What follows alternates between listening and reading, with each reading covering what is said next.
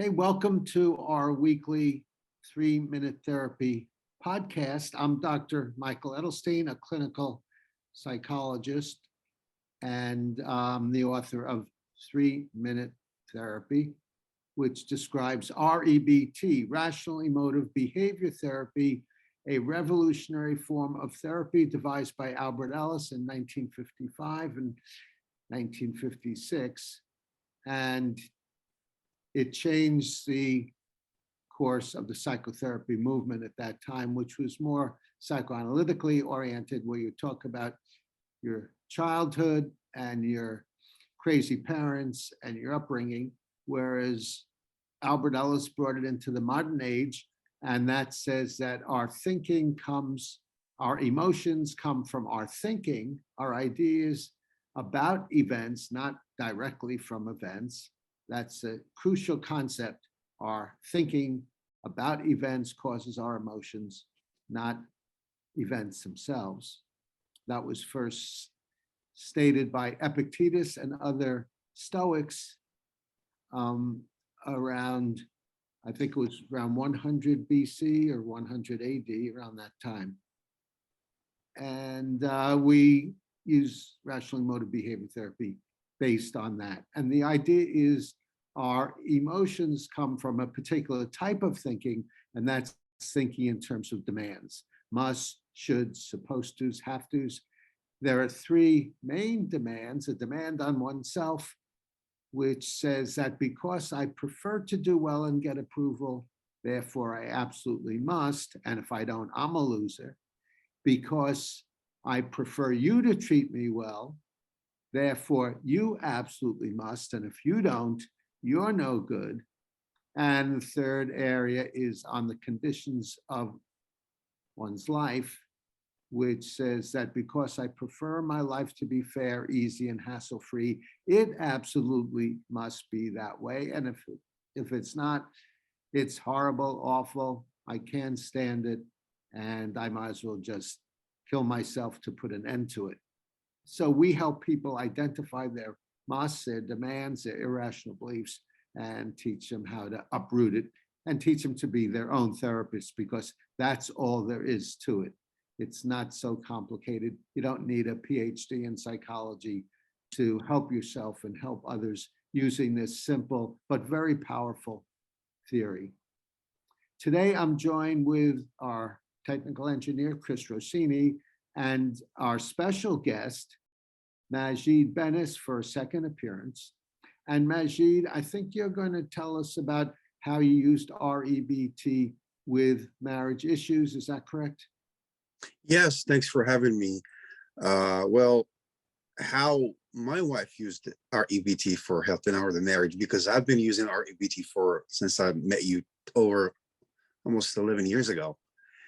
And I got the concept, and I'm practicing, although as a human being, I fail sometimes to not practice, and then I'll taste it again, and then I go back on track. But my marriage, excuse me, how it got better, because my wife finally, after years and years of giving her the book and stuff, she got the concept of what is the must. And she understood that change in your thinking, not by pretending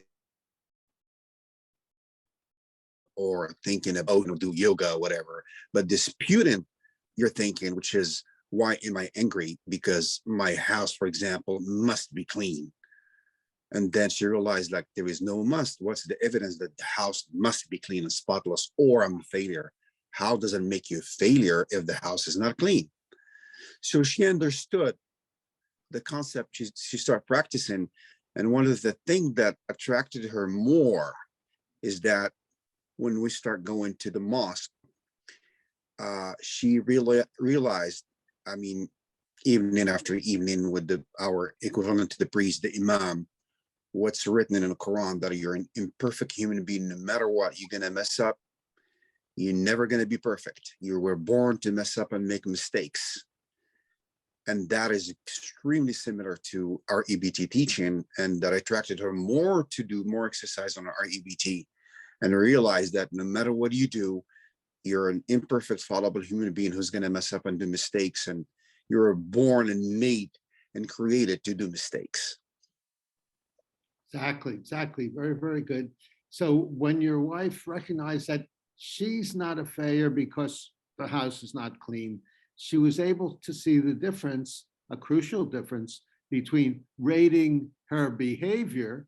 Her behavior wasn't up to par because the house wasn't clean as she wanted it to be, but that doesn't make her being her personhood worthless or a total failure. So that sounds like she got that insight, and that helped dramatically in your marriage. Is that right? Absolutely, it helps a lot. And sometimes I tell her, let the house be. One of the main problem we had is that her anger comes from the must that she didn't recognize for years, which is I must be the perfect mother and wife, and the house must. And then I help her by saying, you know what, let's leave the house messy for 3 days. What's going to happen? How does it make you? What does it make you? Are you a failure human woman? You're a good working woman, good-hearted. You love your children, you love your husband. It's just dirt on the floor. It doesn't define you who you are. Right. And she's not realizing it. And also I want to point out something that to everybody who's listening and watching this video, what attracted again my wife to REBT is that for the first time, she's 49 now in her life, that a therapist argued with her in a good way, did not hand her a tissue and said, your kitchen is dirty. How do you feel right now? Oh, does it remind you of your mom? The divorce? She's like, wow, Dr. Adelstein said, so what? Okay, the house is messed up. So what? What does it make you? And then she started realizing that, wow, for the first time in her life, this is her words. I've been really put on the spot because all that BS of Freudian psychoanalysis that did nothing for her for years, nothing. But, oh, tell me about your childhood. The house is, must be failure as your mom. Anyhow, let's just want to share that with you.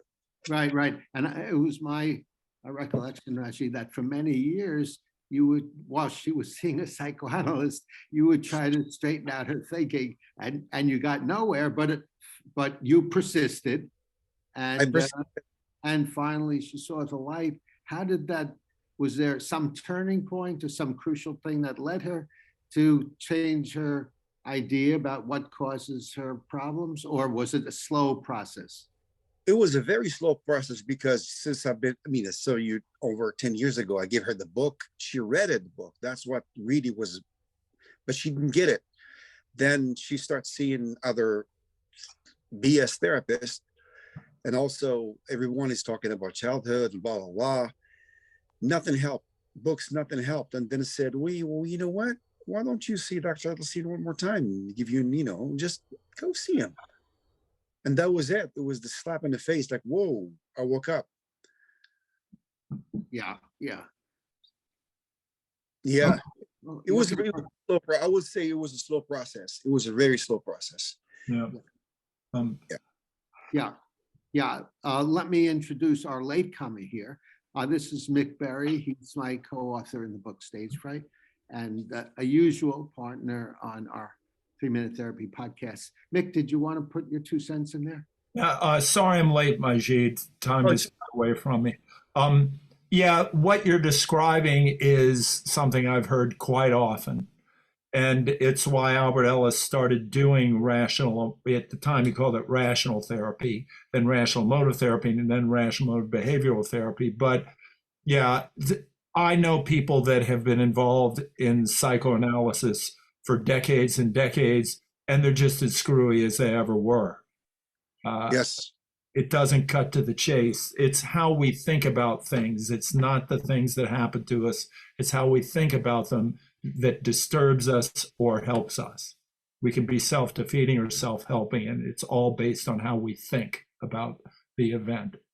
Yeah. Albert Ellis used to say to clients who came to him and they told him they were in therapy for a while, and usually it was psychoanalytic therapy at that time.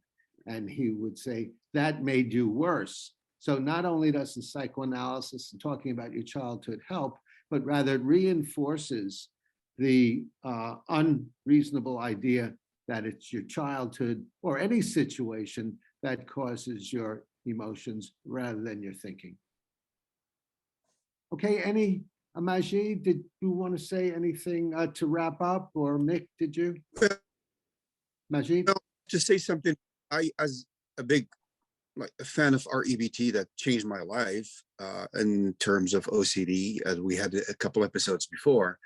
It's really important when I talk to my friends to introduce REBT, although it's really old. I mean, not that old, but it's from the 50s. Nobody has an idea that it exists because of the messed up therapy out there.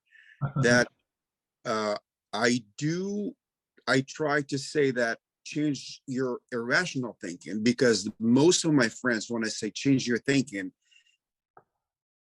they think pretend with blue water and blah, blah, blah, blah. But that's not REBT. That's disputing your thought.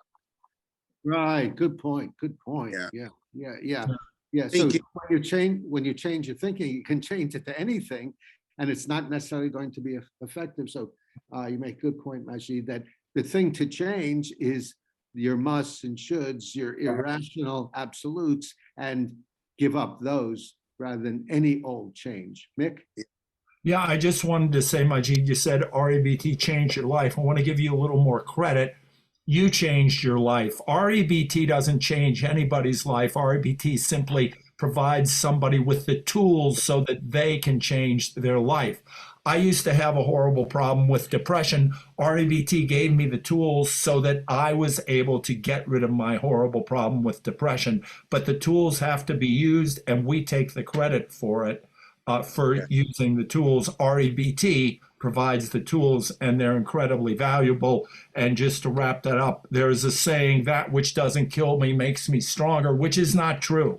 No, that which doesn't kill me does not make me stronger. I make myself stronger by viewing the adversity in a self-helping rather than self-defeating way. The way I think, thinking rationally, makes me stronger. Yeah, good points. And along those lines, Mick, when a client thanks me for all their improvement and helping them, I say, well, you deserve most of the credit because you worked at it. And I just gave you some tools and some perspectives to go toward, but you're the one who did it. And along with practice, I want to say that this really is not a REBT, and what we're discussing here is not a silver bullet. It's not one trial learning. It involves continually questioning, challenging, identifying your musts and shoulds, because as humans, we easily escalate our preference into musts and shoulds. That's the way our brain works. So it's a lifelong discipline. So keep working at it, keep practicing, as Majid has done. And I'm sure, Majid, one of the reasons why overall you're doing much better, probably imperfectly, but overall is because you keep working at it. Is that right, Majid? Yes, absolutely. Practice. Maintenance. I call it maintenance. Yeah. Good. And I just wanted to throw in, it does take continued practice, but it gets easier and easier to do. We become more facile at applying it. It's true. Yeah. As we apply it, we see the different ways to apply it and the different subtleties. Then normally we tend to get better. But I don't think there's a perfect cure. We're all imperfect humans who act and think imperfectly. Okay, thank you very much, Majid. Thank you for having me again. Yeah, it's good to see you again. Maybe you can develop some new problems that you can come on to discuss. And thanks, Mick, and thanks, Chris Rossini, our tech engineer. If you have any comments about this podcast, please leave them below and give us a thumbs up if you liked it.